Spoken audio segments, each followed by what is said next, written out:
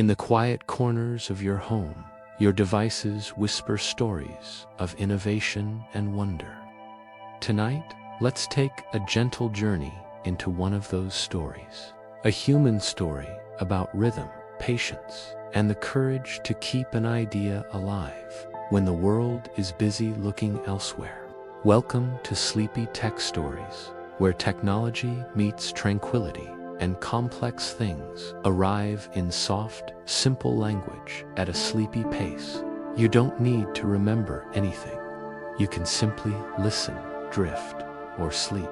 If you enjoy these calm journeys, you may subscribe and then let the thought float away.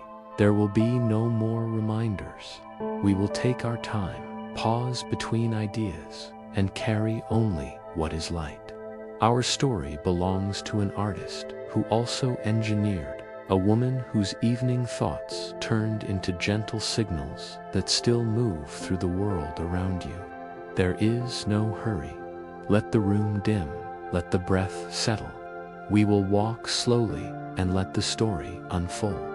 Some lives hold two rooms at once.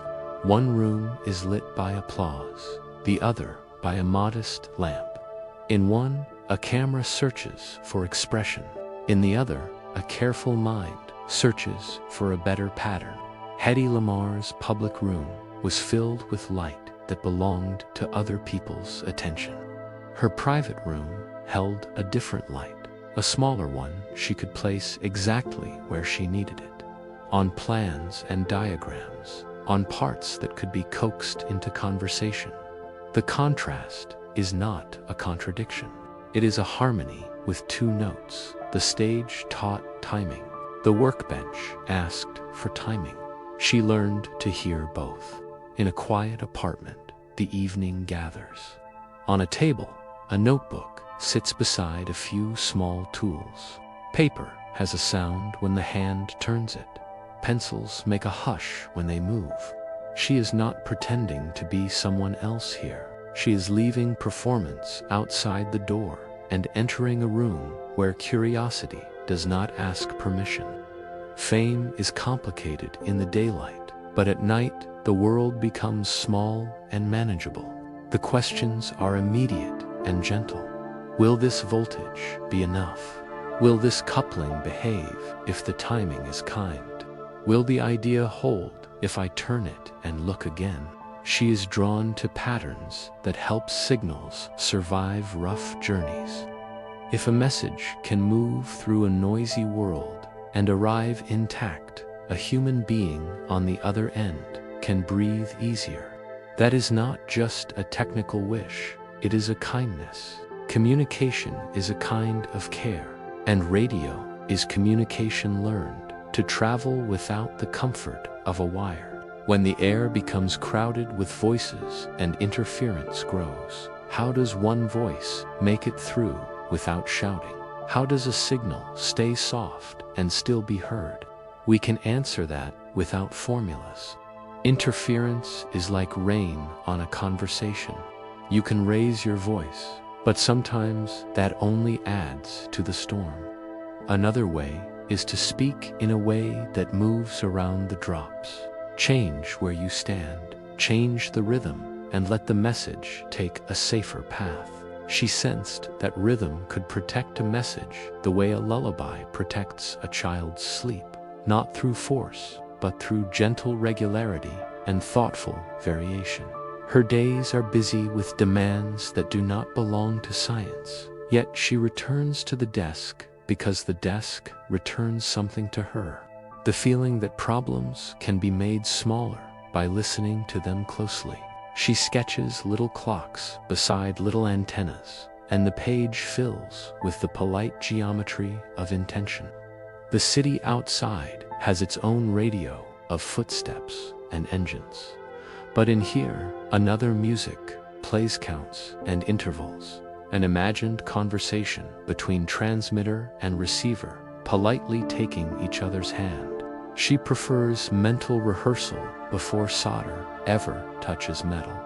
In her mind, parts cooperate. A dial rotates, and a frequency slides like a bead on a string. A second dial moves in agreement. The two stay matched because they share a plan. She watches for the moment the plan might slip. She anticipates the slip and places a guide where it will help. It is not magic to do this. It is focus trained to be a good instrument, and it is a habit anyone can practice by staying with one question long enough to hear its quiet answer. For now, there's nowhere to be. Your breath knows the way. Imagine two friends trying to talk across a busy cafe. Noise comes and goes in waves. If they stay put, sometimes they must shout. But if they agree to change tables together, at a rhythm only they know, they can keep their voices low and still understand each other. Radio can do this too. A transmitter and a receiver can agree to hop between channels in a pattern so gentle and so private that noise has trouble finding them. This is the heart of frequency hopping, a shared dance step in a crowded room. During wartime, harsh noise is not accidental. An enemy can make a loud, simple tone to drown out your message, a tactic called jamming. Shouting louder isn't always possible or wise. It draws attention, burns energy, and still fails if the jammer is strong. Hedy's insight, developed with a collaborator who understood rhythm in machines, was to avoid the noise by refusing to stand still. If two devices change channels together, now here, now they're always in sync, then the jammer finds only empty chairs as it chases yesterday's table. The message stays soft and keeps its dignity. Think of a row of pianos lined up in a hall. Each piano is tuned to a different register. If you play one note across them left to right, right to left in a pattern shared with a friend on the far side, the melody survives the room's chatter because both of you know which keys will sound next. The room hears only fragments. You and your friend hear a complete song. This is a picture of spread spectrum and synchronized hopping without numbers, and it is enough for a sleepy mind to hold. The trick is agreeing on the pattern beforehand and keeping the devices in time while they move. A tiny clock helps. So does a shared map. If both sides begin in the same place and step together, they stay together. If one stumbles, they can meet again at a known mark. All of this is hospitality extended to a message. Instead of forcing it through the loudest part of the room, we offer it a series of quieter paths and let it travel in peace. In the apartment, an evening wind rattles the window a little. Lamps make small halos on the floor. On the table, she nudges a diagram so the arrows are clear. The drawing is ordinary, rectangles, lines, notes in the margin. But a drawing has power because it makes a possibility hold still long enough to be shared. She writes a sentence that explains the idea without spirit of confrontation, a way to send and to receive that resists simple interference by changing frequency together according to a schedule only the two of us know. There is a joy in seeing the pieces align. The joy isn't fireworks, it is the quiet relief of a knot loosening. She can imagine a torpedo guided by signal rather than wire, hearing soft commands that tell it left or right. If those commands are protected by a shared rhythm, a noisemaker cannot easily erase them. The sea is rough, the problem is rougher, but rhythm can make roughness tolerable. Rhythm is a kind of kindness in engineering, as it is in conversation. When she sets down the pencil, she is neither simply an actress nor simply an engineer.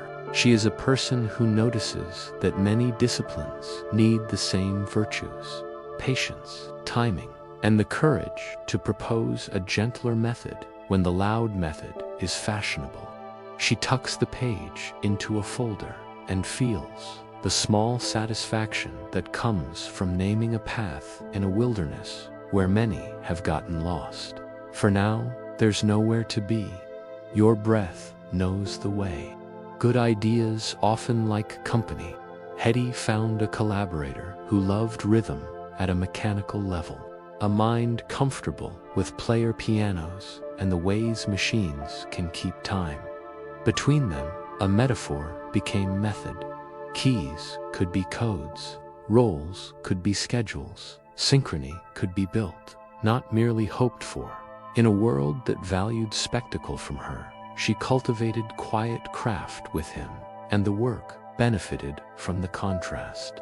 A player piano works because a roll of paper carries a pattern of holes that tells the instrument which note to play and when. Advance the roll, and a new note arrives at the right moment. Now imagine two small radios with matching rolls turning at the same speed. Each hole is a change of frequency. Each change is agreed upon ahead of time.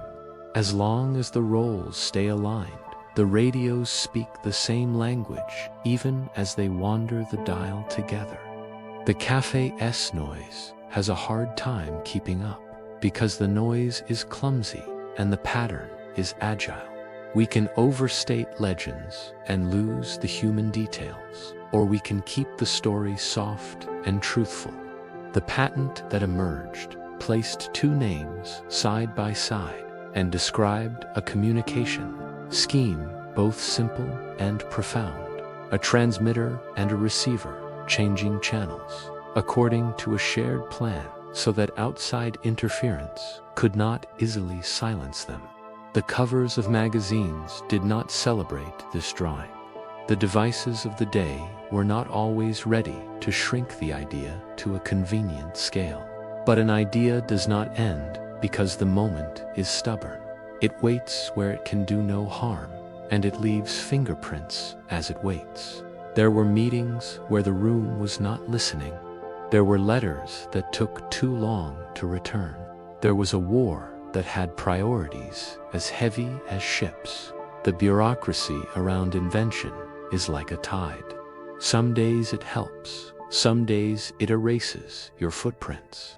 She learned to place satisfaction not only in reception, but in the integrity of the work itself. To have written something clear, to have explained it so a stranger could follow, to have given a future engineer a tidy starting place when the tools were ready. The companionship here is bigger than two names on a page. It is also the companionship between disciplines. Art and engineering often share a kitchen without speaking. She made them sit down together. The scene is not dramatic. It is two people leaning over a table, tapping a pencil near a small drawing, counting quietly, smiling when the count lands where it should. If you have ever solved a small puzzle with a friend late at night, you know the warmth of this moment. No audience, no spotlight, just a room coming into agreement with itself. For now, there's nowhere to be. Your breath knows the way. Patents are doors. Some swing open quickly, some stick in their frames. This door opened onto a hallway that was longer than it looked. The idea was recognized on paper, but paper is not seaworthy on its own. Hardware had to catch up. Politics had to make room. Manufacturing had to find comfort in the design. These are not failures so much as the life of any idea that lands ahead of the moment built to receive it. She learned the patience of drawers. You put a drawing into a drawer, and you trust that the future will need it. There is dignity in trusting the future, not because the future is wise, but because it is full of new hands. Those hands will open drawers and find ways to use what you left. In the meantime, you keep living at a human scale. Meals, letters, friendships, work that pays, the rhythm of days. A private room with a lamp remains a sanctuary. The public room remains its own kind of weather. Moving between them becomes a craft. When we talk about interference, we often mean something outside us that makes a task hard. There is inner interference, too. Doubt, fatigue, the voice that says your contribution is an ornament, not a beam.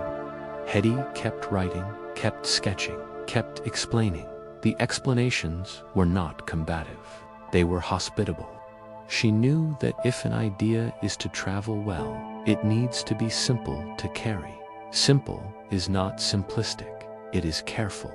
It requires that you remove what is not essential and protect what is. Years change without asking. The war ends. People reorganize their priorities. The drawer remains, and the drawing in it does not age the way fashion ages. When circuits grow small enough, when clocks grow precise enough, when the need grows clear enough, the door that once stuck in its frame begins to move on its hinges.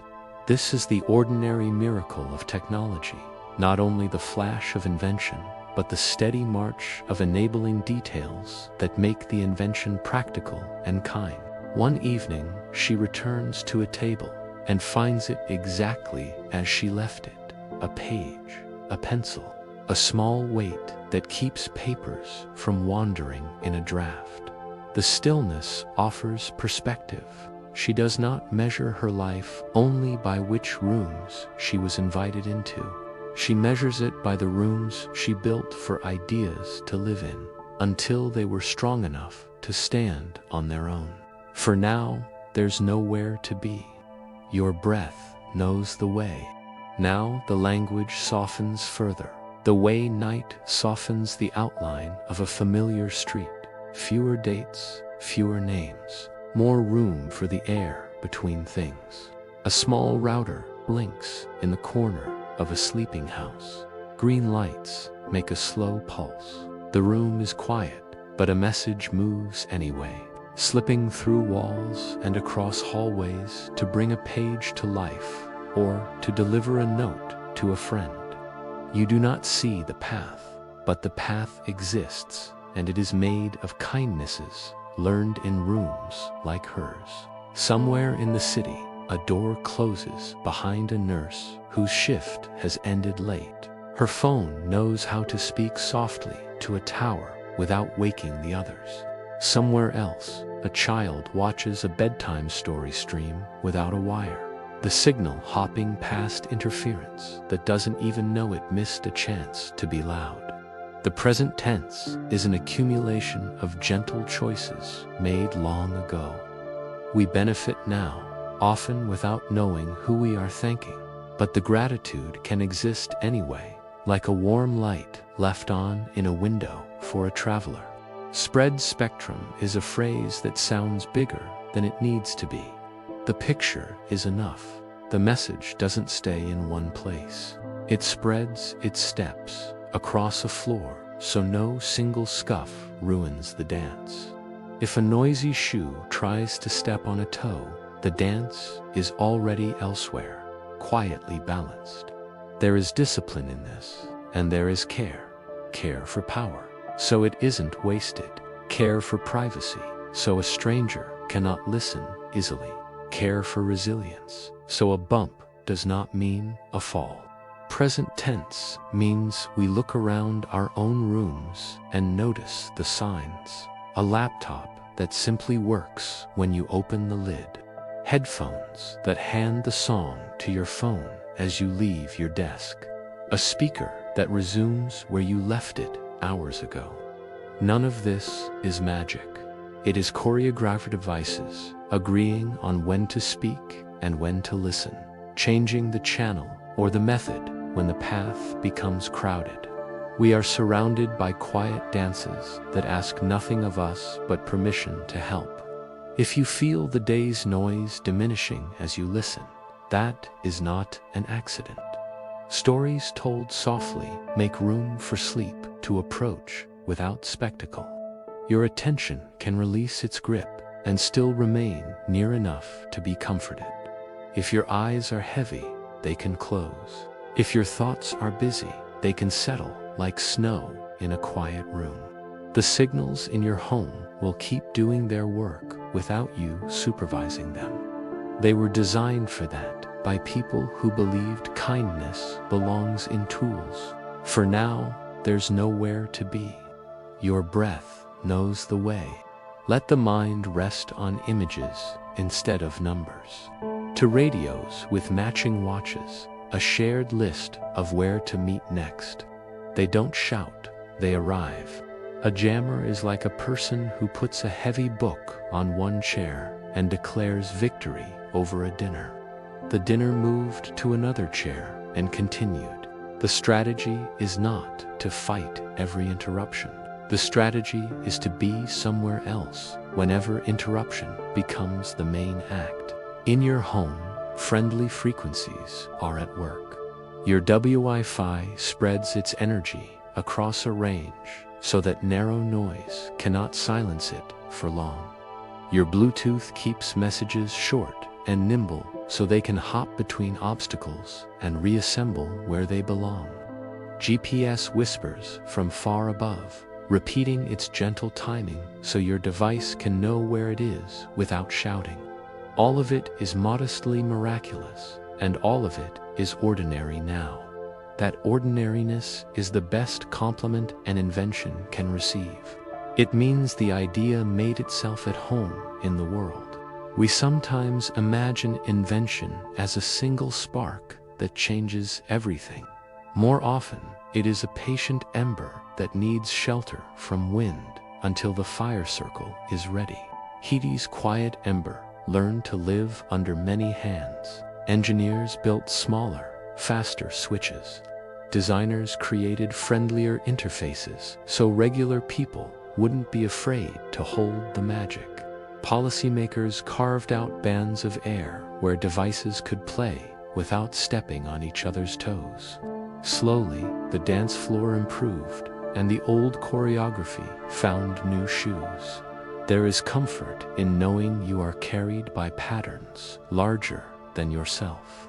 When your message finds its way through a wall without complaint, you are witnessing a conversation between devices that chose cooperation over resistance. That choice has human echoes. We prefer relationships where rhythm is shared and effort is fair. We prefer to be understood without having to raise our voices all the time. The air around you is practicing that preference, and it works because someone drew a simple diagram and wrote a clear sentence in a quiet room a long time ago. If you decide to sleep, the signals will not mind. They will keep their watch and greet you in the morning with websites that load and messages that arrived while you were dreaming. If you stay, we will keep the pace slow and warm. We do not have tests at the end, only the satisfaction that understanding does not need to be exhausting. When hospitality guides the explanation, for now, there's nowhere to be. Your breath knows the way. It is tempting to write the end of a story as a triumph, as if applause were the only punctuation that counts. But there is another kind of ending that fits better beside a bed. It is the ending where a person's effort dissolves into the everyday life of strangers, and their name grows soft while their contribution stays sharp. Hedy's contribution is not a statue. It is an atmosphere. It is the way messages move without drama when the world is busy. It is the dignity of low-power signals doing important work because the rhythm is right. There were costs. There were rooms where she was not taken seriously because a different room knew her face. There were errors of attribution and delays in gratitude. Yet the work remained good, and good work has a way of finding households. A household is where technologies prove they are kind. Do they make a day lighter? Do they avoid startling the sleeper? Do they serve without demanding performance in return? Spread, spectrum, hopping. resilience. These are domestic virtues now, tucked into devices that live beside plants and books and cups of tea. If you want a human measure, think of a message that arrives safely between two people who care for each other. The message crosses apartments, streets, towers, backbones, and finally, that last quiet path through a wall to the waiting phone on a bedside table. It did not need to be the loudest thing traveling tonight. It needed only to be consistent and cooperative and modestly clever about when to step aside. That is a human lesson, not just a technical one. Hedy's name has returned to the light in recent years, and that is good. It helps to name our ancestors in craft.